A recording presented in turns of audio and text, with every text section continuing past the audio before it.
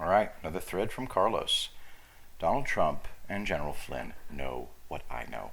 Most Americans are good people. They vote in good faith. There are several types of predator who take advantage of good people. We understand the motivations of almost all of them: power, rage, personal gain, sadism, hatred, and so on. But there's a kind of predator whose motivations are unknowable. I'm not talking about this guy, the Joker. No offense, but he was boring. But count yourself lucky if that kind of character bores you. The predator with unknown motivations never explains. It isn't nihilism, power lust, or some convoluted attempt to make us all realize we're just as bad as he is. When the predator doesn't explain, you understand that this person can be stopped only by death. But if the predator is absolutely fearless, a genius, and entirely lacking in all human traits, you can't do anything. Whatever you do, the predator wins. I've known one such person. His power was limitless, as I discovered by researching him. There was nothing he couldn't do. The only thing I couldn't find was his motivation. Every time I thought I'd figured him out, I was wrong. Therefore, I had to admit that at the end of my research, he was an even greater mystery than he was when I began. I don't feel contempt for people who've never experienced such a person and therefore have no idea what real evil is. I'm glad, for your sake. We fear the unknowable. I admit to being in fear for almost all of my life.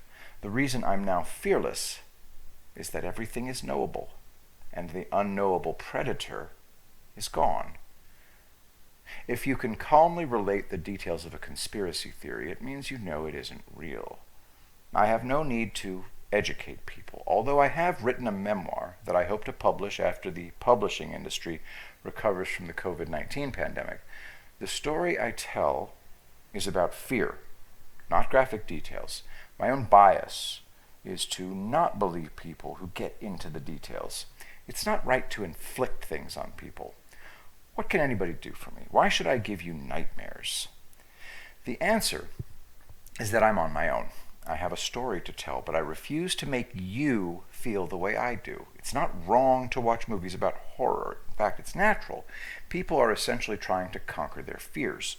Although I don't watch Quentin Tarantino movies, he has the right answer when asked about the violence in his films. It's just a movie. He's not trying to hurt anybody. It's a complex issue.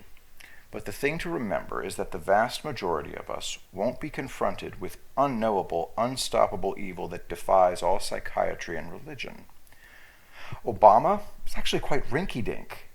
Yes, he did tons of damage, but his motivations are pedestrian. He's an angry twerp who lives in a fantasy world in which he's God. As a villain, he's not even interesting.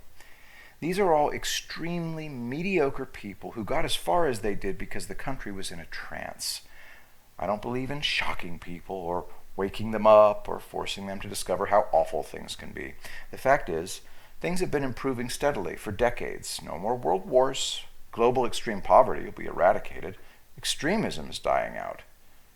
To paraphrase Ryan O'Neal, I'm 57. The plan is to make it to 67, then 77, then 87, then 97, then 107.